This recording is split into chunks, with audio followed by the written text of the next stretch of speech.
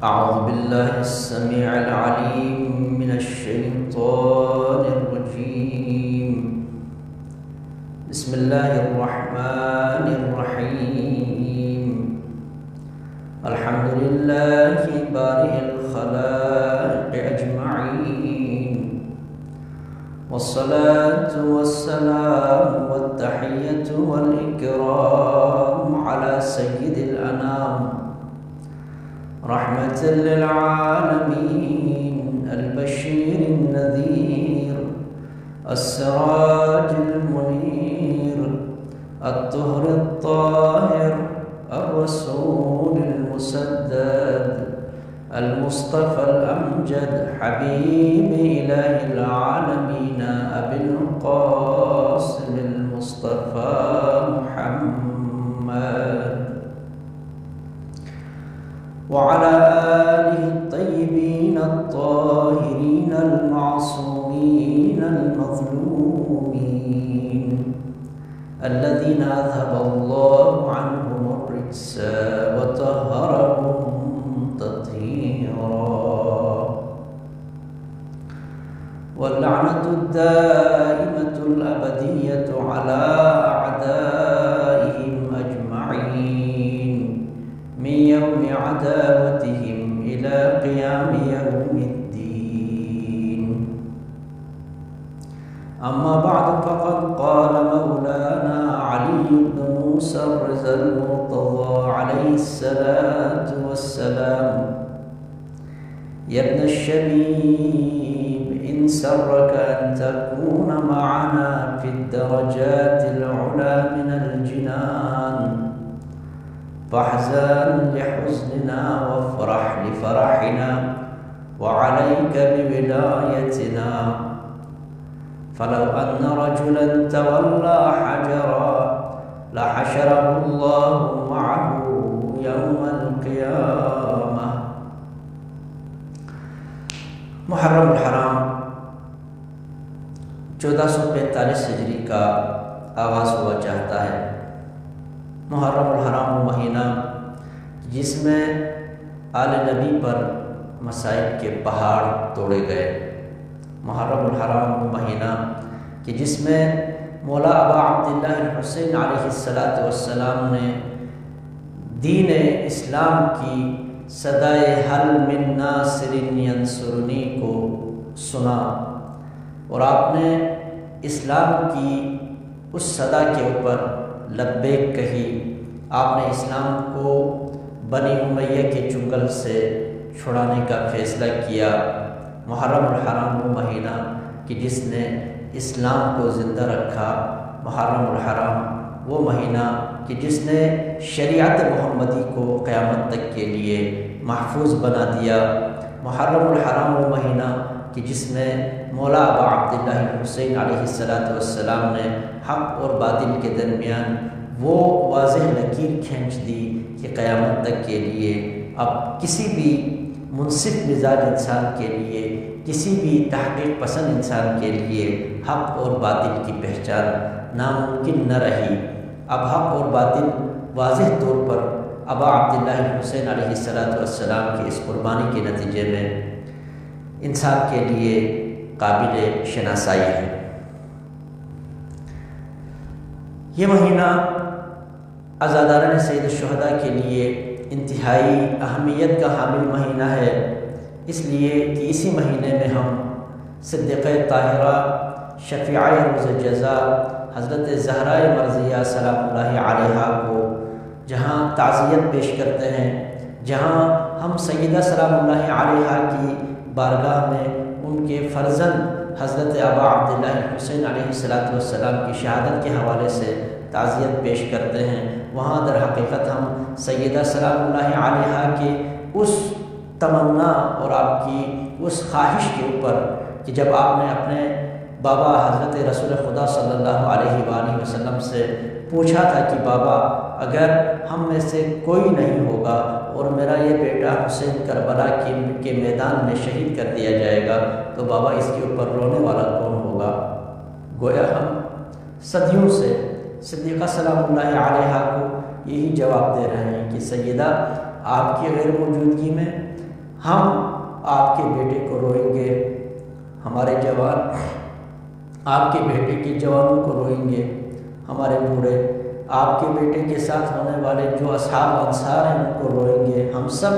مل کر آپ کے بیٹے کو روئیں گے، اور اتنا روئیں گے کہ قیامت تک ہمارے آنسو نہیں تھمیں گے۔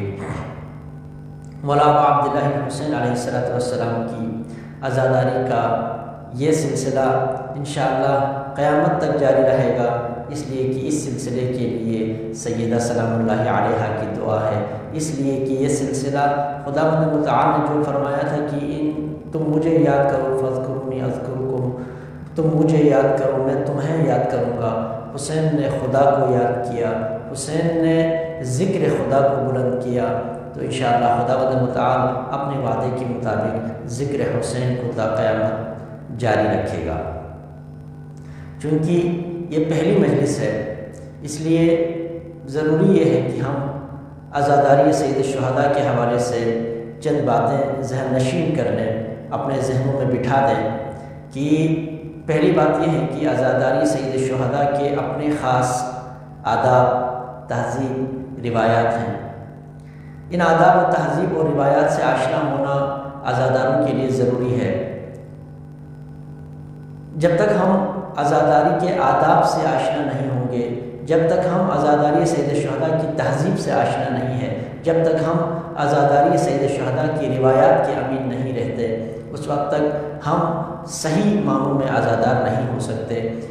ہمارا جو دین ہے، ہمارے پاس جو شریعت محمدی ہے، اس شریعت اور اس دین کی حفاظت کے لیے کربلا کی حفاظت، کربلا کو یاد رکھنا اور کربلا کا تذکرہ کرتے رہنا ضروری ہے۔ اس لیے ہم بجا طور پر یہ کہتے ہیں کہ عزاداری سید الشہداء ہماری شہرگ حیات ہے، یعنی اگر ہمارا کوئی دینی ہماری زندگی ہے، اگر ہماری دینی کوئی حیات ہے، تو اس حیات اور زندگی کو بچانے کے لیے ضروری ہے کہ ہم عزاداری سید الشہداء کی حفاظت کریں۔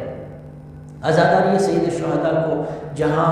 بیرونی دشمنوں سے خطرہ رہ سکتا ہے، جہاں بیرونی دنیا سے عزاداری سید الشہداء کے اوپر حملے ہو سکتے ہیں، وہاں اس سے زیادہ سخت اور اس سے زیادہ پریشان کن حملہ خود عزاداری سید الشہداء کے اندر سے لوگ جو عزاداری کرتے ہیں ان کی طرف سے جانے انجانے میں، علمی میں یا لا علمی میں، ان کی طرف سے جو مشکلات کھڑے ہوتے ہیں وہ بیرونی حملہ آور سے زیادہ خطرناک ہیں۔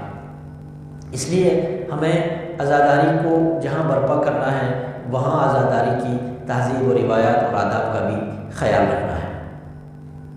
چند باتیں مقدمتاً آپ کی خدمت میں اس سلسلے میں عرض کروں گا۔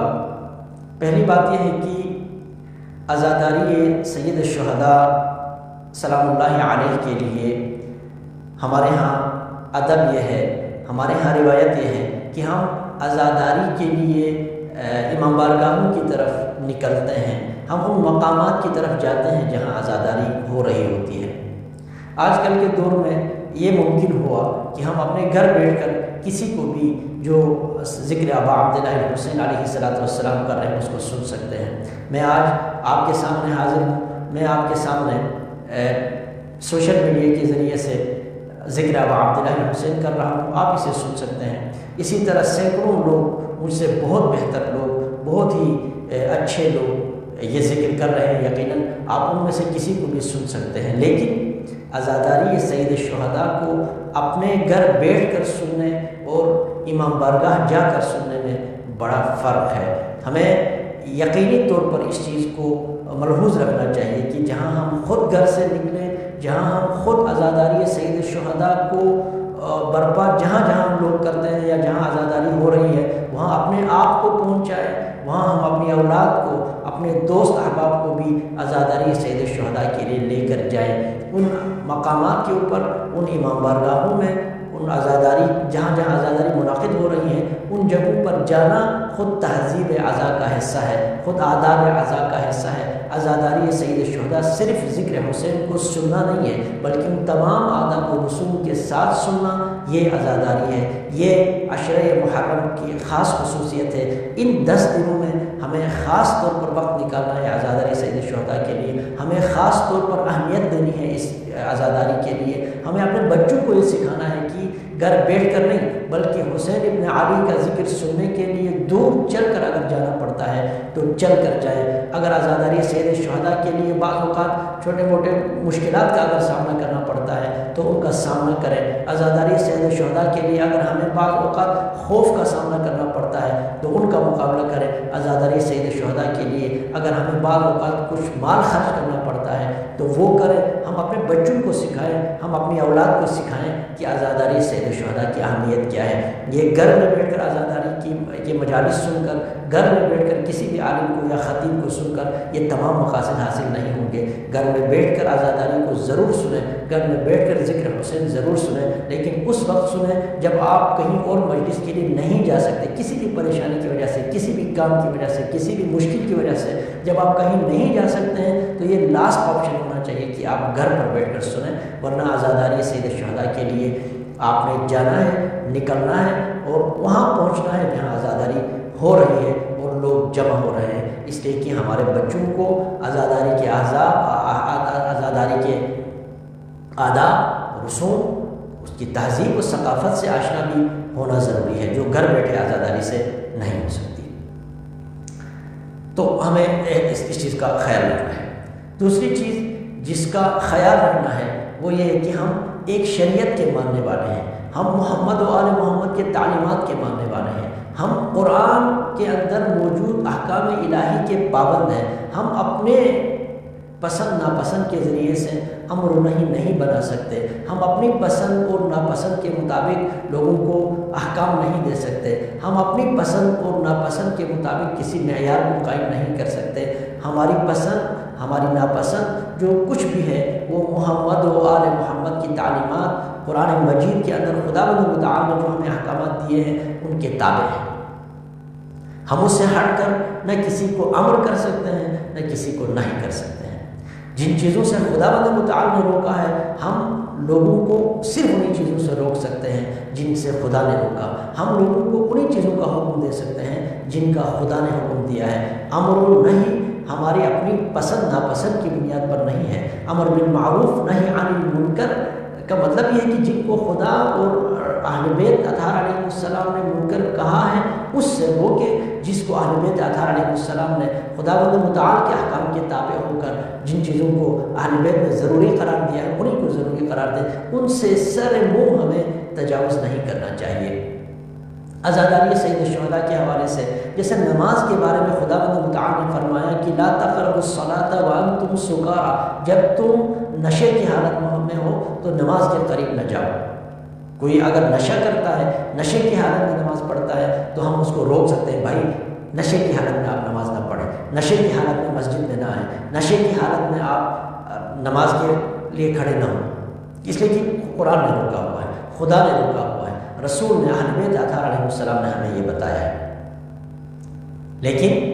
اگر کوئی شخص خدا نہ خواستہ ایسا کوئی گناہ کرتا ہے لیکن نماز کے وقت اگر وہ مسجد میں داخل ہوتا ہے تو مجھے اور آپ کو یہ حق حاصل نہیں ہے کہ ہم اس سے یہ کہیں کہ تم فلان گناہ کرتے ہو لہذا تمہیں حق نہیں کہ تم مسجد آئے، نماز کس منہ سے پڑھتے ہو جب تم فلان گناہ کرتے ہو؟ نہیں، خدا نے نماز کو تمام گناہوں کے نہ کرنے کے ساتھ جوڑا نہیں ہے کہ تم معصوم ہو تو نماز پڑھو۔ خدا نے کہا تم نماز پڑھو، دن میں 5 دفعہ نماز پڑھو، باقی گناہوں سے روکا ہے ان سے بھی رکنا چاہیے۔ لیکن اگر کوئی نہیں رک رہا، اگر کوئی گناہ بھی کر رہا ہے تو وہ خدا اور اس کا معاملہ ہے، آپ اور مجھے یہ اختیار نہیں ہے کہ ہم دوسروں کے گناہوں کو دیکھیں، ان کا حساب کتاب کرنے لگ جائے اور انہیں روکیں، دوسرے عمل سے روکیں۔ اس گناہ سے روک سکتے ہیں، اس گناہ کے بارے میں ہم تذکر دے سکتے ہیں، اس گناہ کے بارے میں وہ منکر ہے اس منکر سے ہم روک سکتے ہیں، لیکن کسی ایک گناہ کے کرنے والے کو کسی دوسرے عبادت سے ہم نہیں روک سکتے۔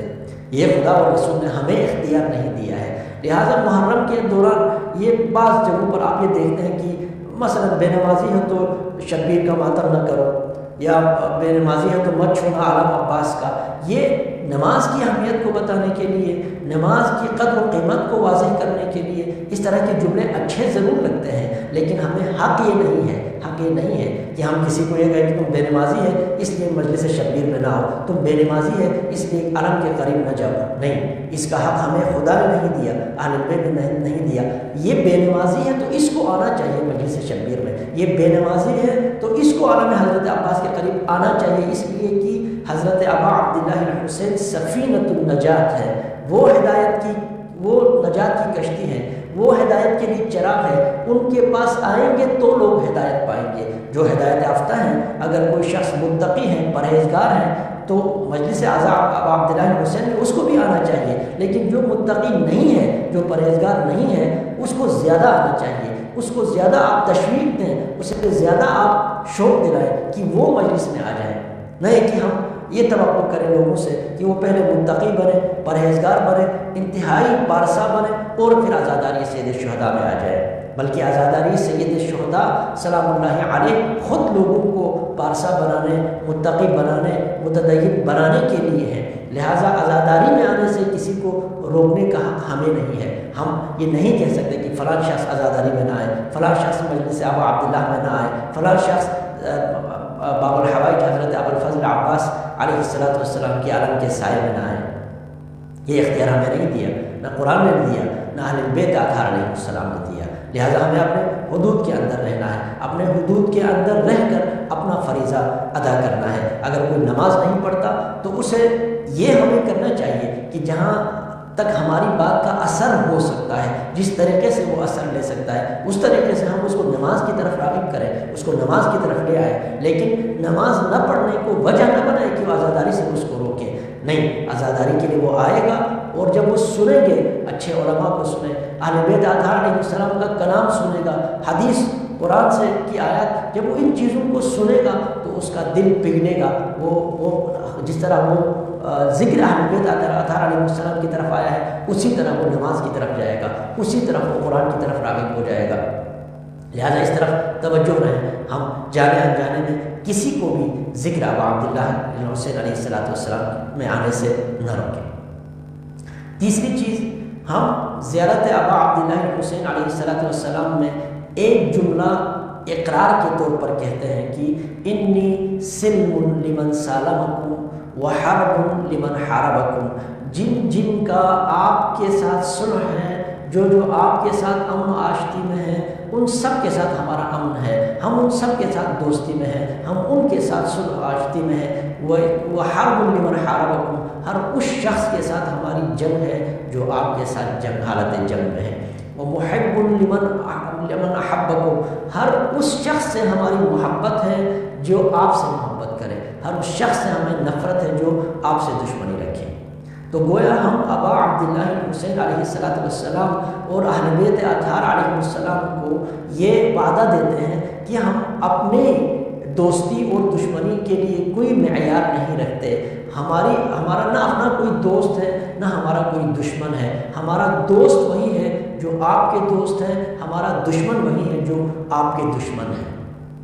لہذا ہماری دوستی اور ہماری دشمنی کا جو معیار ہے وہ ہم اپنے اس اقرار کے ذریعے سے حضرت ابا عبداللہ الحسین علیہ السلام کو جب قرار دے رہے ہیں تو ہمیں اپنے عملی زندگی میں اس چیز کو پھر دیکھنا ہے کہ ہم نے جو اقرار اہل بیت اطہار علیہ السلام کے سامنے کیا، ہم نے امام حسین علیہ السلام کے سامنے جس چیز کا اقرار کیا، آیا ہم اس اقرار کے اوپر پابند ہیں، ہم اس اقرار کے مطابق زندگی گزارتے ہیں؟ کیا ہم صرف ان کو اپنا دشمن کہتے ہیں جو اہل بیت اطہار علیہ السلام کے دشمن ہیں؟ کیا ہم صرف انہی سے دوستی رکھتے ہیں جو اہل بیت اطہار علیہ السلام کے دوست ہیں؟ ہماری دوستی اور ہماری دشمنی کا جو معیار ہے وہ اہل بیت اطہار علیہ السلام ہونا چاہیے۔ ہمیں ہر اس شخص سے محبت ہونی چاہیے جو حسین سے محبت کرتا ہے، ہمیں ہر اس شخص سے نفرت ہونی چاہیے جو حسین سے دشمنی رکھتے ہیں۔ دوستی اور دشمنی کا معیار جب ہم ابا عبداللہ الحسین علیہ السلام کو بناتے ہیں تو ہمارے پاس پھر دنیا میں صرف دو ہی فرقے رہ جاتے ہیں، ایک حسین کے ساتھ، ایک حسین کے خلاف، ایک حسین کو چاہنے والے، ایک حسین کو نہ چاہنے والے، ایک وہ جو حسین سے محبت کرتے ہیں، ایک وہ جو حسین سے دشمنی رکھتے ہیں۔ ہم صرف دو حصوں میں تقسیم ہو جائیں گے، ہمارا مخالف ہو سکتا ہے، ہمیں بہت سارے لوگوں سے اختلاف ہو سکتا ہے، ہمیں حتیٰ اپنے ماں باپ سے بعض چیزوں میں اختلاف ہو سکتا ہے، ہمیں اپنے بہن بھائیوں سے اختلاف ہو سکتا ہے، دوستوں سے اختلاف ہو سکتا ہے، اختلاف بہت سارے لوگوں سے ہو سکتا ہے، ہمارا مخالف بہت سارے لوگ ہو سکتے ہیں، لیکن ہم ان کو اپنا مخالف سمجھیں، اس موضوع میں مخالف سمجھیں جس میں ہمارا ان سے اختلاف ہے۔ لیکن ہم کسی چیز میں اگر ہمارا اختلاف ہے تو ہم اس کو اپنا دشمن ڈکلیئر نہیں کریں گے، کیونکہ ہمارا دشمن صرف وہی ہے جو اہل بیت سے دشمنی رکھے۔ ہمارا دشمن وہ نہیں ہے جس سے ہمیں اختلاف ہے، جس سے ہمیں جس بعض چیزوں میں اختلاف ہے۔ ہو سکتا ہے کوئی بھی دنیا میں انسان ایسا آپ کو نہیں ملے گا جس کا آپ کے ساتھ 100% تمام چیزوں میں اتفاق ہو ہی نہیں سکتا۔ یہ ایک نسبی چیز ہے، یعنی بعض لوگوں کے ساتھ آپ کو ممکن ہے 99 چیزوں میں 99% چیزوں میں اتفاق ہو اور 10% چیزوں میں اختلاف ہو۔ بعض لوگ ایسے ہو سکتے ہیں جن سے آپ کو 90% چیزوں میں اختلاف ہو، 10% چیزوں میں اتفاق ہو۔ یہ اتفاق اور اختلاف ہو سکتا ہے، لیکن یہ اختلاف اور اتحاد یہ دشمنی اور دوستی نہیں ہے۔ دوستی اور دشمنی اہل بیت اطہار علیہ السلام کے معیار کے اوپر، ان کے میزان کے اوپر ہم رکھیں گے۔ جنہوں نے بھی کہا ہم اہل بیت اطہار علیہ السلام کو دوست رکھتے ہیں، ان سے ہم دوستی کریں گے، اور جن لوگوں کے قول فعل سے ہمیں یہ لگا کہ وہ اہل بیت اطہار علیہ السلام سے دشمنی کرتے ہیں، وہ ہمارے دشمن ہیں۔ ان سے کسی چیز میں، بے شک ہمیں 90% چیزوں میں اس کے ساتھ اتفاق بھی ہو، صرف کسی ایک مسئلے میں کہ ابا عبداللہ حسین علیہ السلام کو ماننے، ان کو جاننے اور ان سے محبت کرنے میں اگر ان سے ہمارا اختلاف ہے تو وہ صرف ہمارا مخالف نہیں بلکہ وہ ہمارا دشمن ہے، اس لیے کہ وہ اہل بیت اطہار علیہ السلام کے دشمن ہے۔ لہٰذا اس چیز کا ہمیں خیال رکھنا ہے کہ ہم اہل بیت اطہار علیہ السلام کو جب معیار بناتے ہیں، میزان بناتے ہیں، اس کا جب ہم اقرار کرتے ہیں تو اس اقرار کے مطابق ہماری زندگی ہونی چاہیے۔ اور چوتھی چیز جس کا ذکر کرنا ضروری ہے وہ یہ ہے کہ ہم جب یہ کہتے ہیں کہ ابا عبداللہ حسین علیہ السلام نے اپنا لہو دے کر، اپنا سارا خاندان دے کر، علی اکبر جیسے جوان دے کر، علی اصغر جیسے بچوں کی قربانی دے کر حسین نے دین کو بچایا، حسین نے دین کو بچایا، ہمارے لیے ابا عبداللہ حسین علیہ السلام کی قربانی بہت زیادہ اہمیت کے حامل اسی لیے ہے کہ وہ قربانی دین کے لیے، وہ خدا کے لیے، وہ شریعت کے لیے ہے۔ لیکن اگر ہم اس چیز کا اقرار کرتے ہیں اور مانتے ہیں کہ وہ یہ قربانی دین کے لیے ہے، یہ قربانی شریعت کے لیے ہے، تو پھر یہ سوال بنتا ہے کہ جس دین کے لیے ابا عبداللہ حسین علیہ السلام نے قربانی دی اور اس قربانی کو ہم مانتے ہیں، اس قربانی کا ذکر کرتے ہیں، اس قربانی کی قدردانی کرتے ہیں، اس قربانی کے اوپر ہم ابا عبداللہ حسین علیہ السلام کا شکریہ ادا کرتے ہیں۔ ہم آج تک حضرت ابا عبداللہ حسین علیہ السلام کی اس قربانی کو یاد رکھے ہوئے ہیں اور اپنی نسلوں کو ہم اس قربانی کی یاد انشاءاللہ وراثت میں دیتے چلے جائیں گے۔ ہم اس قربانی کی یاد کو عزاداری سید شہداء کی شکل میں قیامت تک جاری رکھیں گے۔ لیکن سوال یہ ہے کہ جس دین کو ابا عبداللہ حسین علیہ السلام نے بچایا، قربانی دے کر بچایا، اس دین کے بارے میں ہم کتنا جانتے ہیں، اس دین سے ہم کتنا متمسک ہیں، اس دین کے بارے میں ہم کتنے حساس ہیں، اس دین پر عمل کرنے کے لیے ہم کتنے پابند ہیں، ہم اس دین کو کتنا جانتے ہیں جس دین کو حسین نے بچایا، ہم اس دین پر کتنا کاربند ہیں جس دین کو بچانے کے لیے حسین نے قربانی دی، ہم خود اس دین کے بارے میں کتنے سنجیدہ ہیں جس دین کو بچانے کے لیے ابا عبداللہ حسین علیہ السلام نے اتنی بڑی قربانیاں دی۔ اگر ہم خود اس دین سے متمسک نہیں ہیں، اگر ہم خود اس دین کو اہمیت نہیں دے رہے ہیں، اگر ہم خود اپنے آپ کو اس دین کی نسبت اتنا سنجیدہ نہیں پاتے،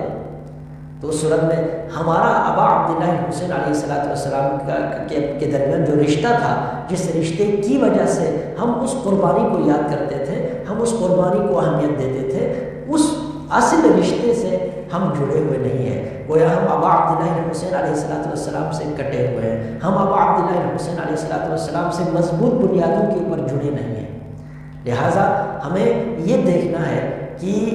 ابا عبداللہ حسین علیہ السلام نے جس دین کو بچایا وہ دین کیا ہے، وہ دین ہم سے کیا تقاضا کر رہا ہے، اس دین کے اندر کیا مشکلات تھی، اس دین کے لیے کیا خطرات تھے جن سے اس دین کو بچانے کے لیے ابا عبداللہ حسین علیہ السلام نے قربانی دی۔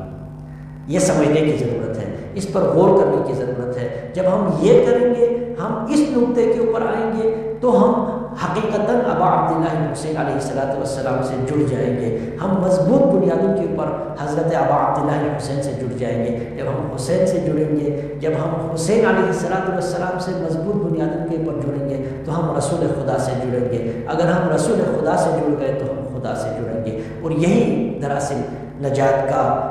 کی کنجی ہے، یہی دراصل نجات کا ذریعہ ہے۔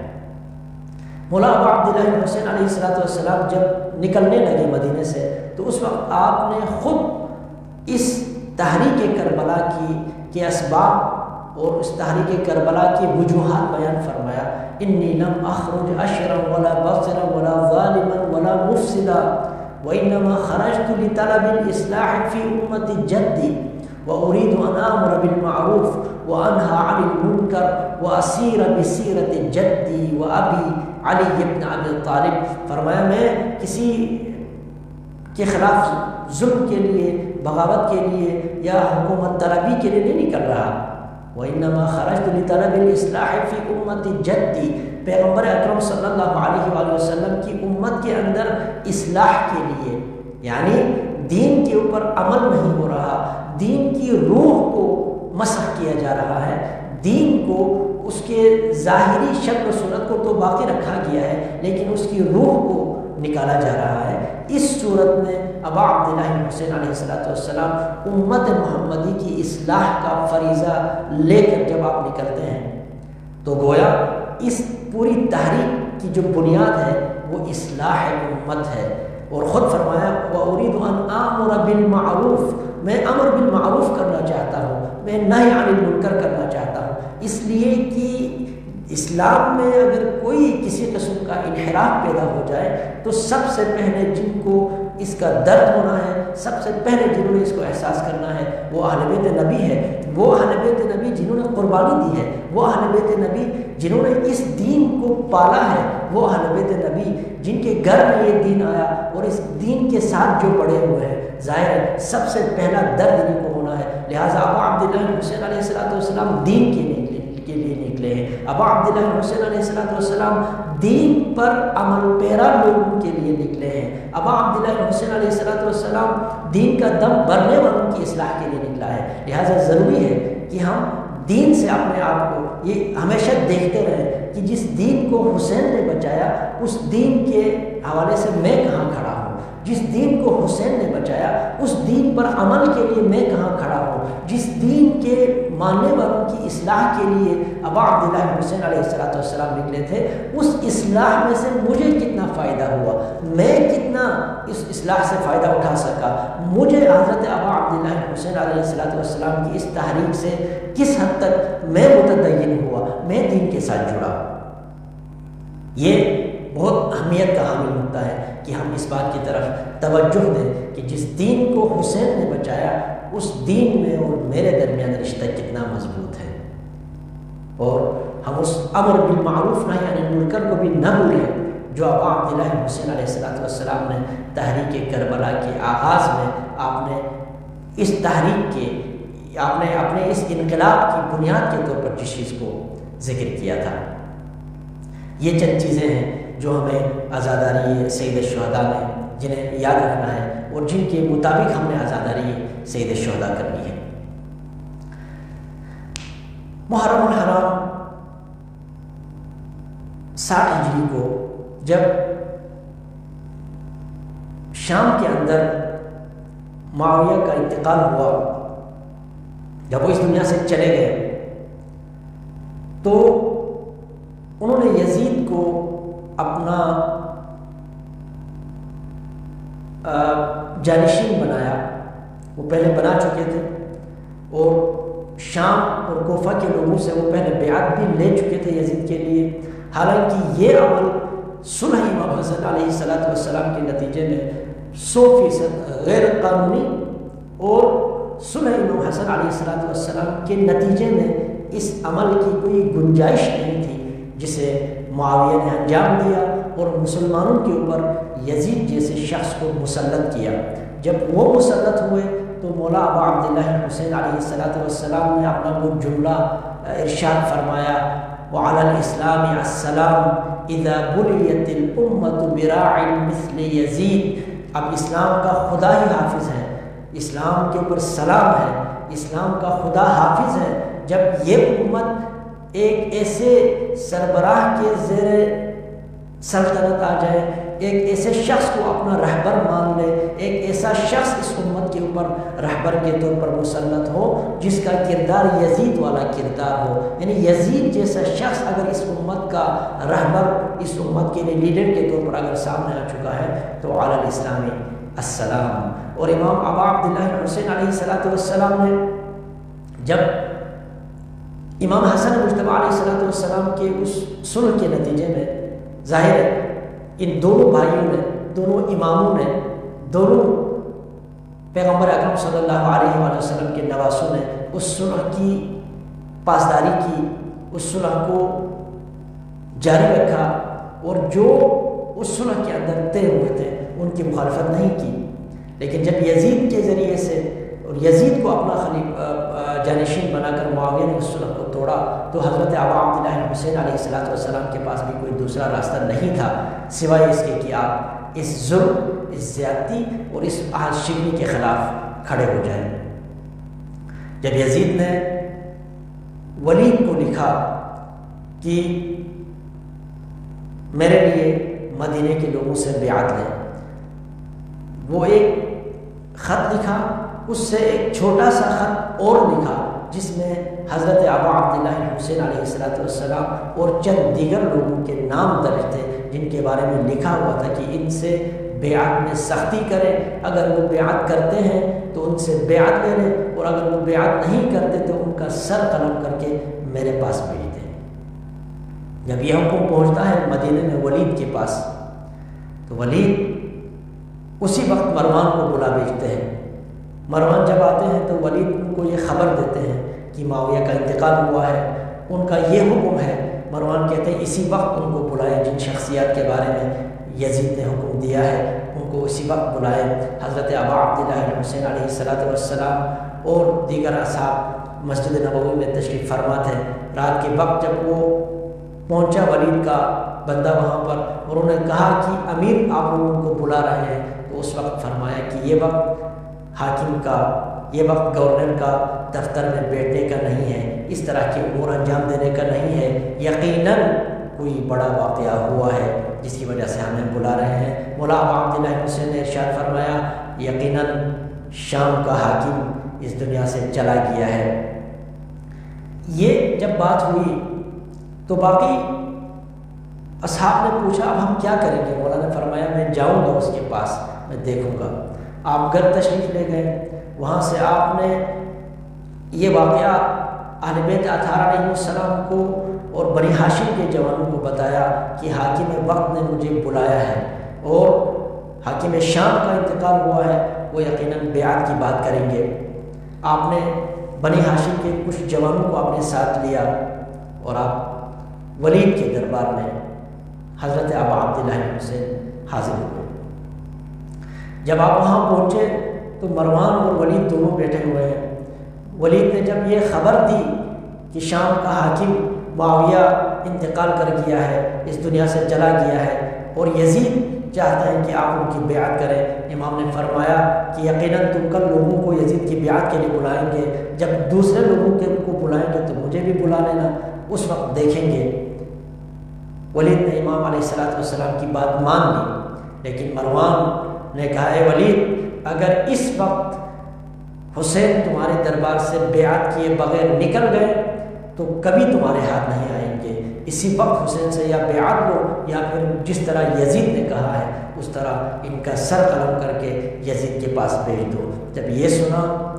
تو فرزند زہرا سلام اللہ علیہا کو جلال آیا اور فرمایا کہ اتحدثنی بالموت یا ابن الزرقاء،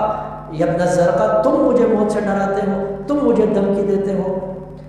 یہ مجھے قتل کرے گا یا تم؟ جب آپ کی آواز بلند ہو گئی تو بنی ہاشم کے جوان اندر داخل ہو گئے، انہوں نے دروازہ کھولا اور حضرت ابا عبداللہ حسین سے کہا مولا یہ آپ کی آواز کیوں بلند ہوئی ہے، آپ سے کس نے گستاخی کی ہے؟ آپ نے اپنے جوانوں کو سمجھایا۔ حضرت ابا عبداللہ حسین علیہ السلام دربار سے نکلے۔ جب آپ نکلے تو اسی وقت آپ سمجھ گئے تھے کہ اب مدینہ رہنے کے قابل نہیں رہا، اب پیغمبر کے مدینہ میں حسین کے لیے امن و امان نہیں ہے۔ اب وقت یہ آ پہنچا ہے کہ پیغمبر اکرم صلی اللہ علیہ وآلہ وسلم کے روضہ مبارک کے اوپر اور سیدہ طاہرہ فاطمہ زہرا سلام اللہ علیہا کے روضہ کے اوپر چراغ گل ہوا چاہتے ہیں۔ ابا عبداللہ حسین علیہ السلام وہاں سے نکلے، اپنے نانا کے قبر مطہر پر گئے، نانا کو سلام کیا، اپنی والدہ گرامی سیدہ طاہرہ سلام اللہ علیہا کے قبر اطہر پر ان کو سلام کیا، اور آپ نے مدینہ سے سفر کا ارادہ کر لیا۔ جب آپ نے ارادہ کیا، یہ محمد بن حنفیہ کو جب پتہ چلا تو انہوں نے جا کے کہا مولا یہ وقت ایسا نہیں ہے کہ آپ کوفہ کی طرف سفر کریں، آپ اس سفر سے اجتناب فرمائیں۔ مولا نے فرمایا مجھے ضرور اس سفر پر جانا ہے۔ فرمایا فرزند زہرا اگر آپ نے اس سفر پر جانا ہے تو آپ مخدرات عصمت کو ساتھ لے کر نہ جائیں۔ فرمایا شاء اللہ ان یراہن سبایا، خدا کی مشیت یہ ہے کہ کربلا کی ریت کے اوپر میں پیاسا شہید ہو جاؤں، اور میرے شہید ہونے کے بعد میں مخدرات عصمت بطور اسیر کربلا سے کوفہ سے شام پھرائے جائے، بازاروں میں پھرائے جائے، درباروں میں لے جایا جائے۔ حضرت ابا عبداللہ حسین علیہ السلام نے جب نکلنے کا ارادہ کیا، آپ نے ایک سوار کو سواری کے اوپر بٹھایا، مخدرات عصمت کو بٹھایا۔ جب صدیقہ صغریٰ حضرت زینب الکبریٰ سلام اللہ علیہا کی باری آئی تو علی اکبر سے کہا علی اکبر مدینے کی گلیوں میں صدا دو کہ لوگ اپنے گھروں میں رہے، اس لیے کہ زینب نکلنا چاہ رہی ہے، علی کی بیٹی سفر کے اوپر نکلنا چاہ رہی ہے۔ حضرت امام حسین علیہ السلام نے ایک طرف، حضرت عباس دوسری طرف آئے، زینب کبریٰ کو ساتھ لے کر آئے، سواری کے اوپر سوار کیا، اور یہ قافلہ چل پڑا۔ مدینے سے جس طریقے سے زینب نکلی تھی قابل رشک تھا، قابل رشک طریقے سے زینب مدینے سے نکلی، لیکن یہی زینب جب دوسری دفعہ سفر کے لیے آمادہ ہو رہی تھی تو کربلا میں نہ حسین تھے، نہ عباس تھے، نہ علی اکبر تھے۔ ایک وقت تھا جب شمر آ کر شمر درے لہرا رہا تھا اور کہہ رہے تھے زینب سے سوار ہونے کے لیے، لیکن زینب کبریٰ سلام اللہ علیہا ان پر سوار نہیں ہو پا رہی تھی۔ تب اس وقت زینب نے صدا بلند کی تھی عباس میرے بھیا، عباس حسین میرے بھیا حسین کہاں ہو؟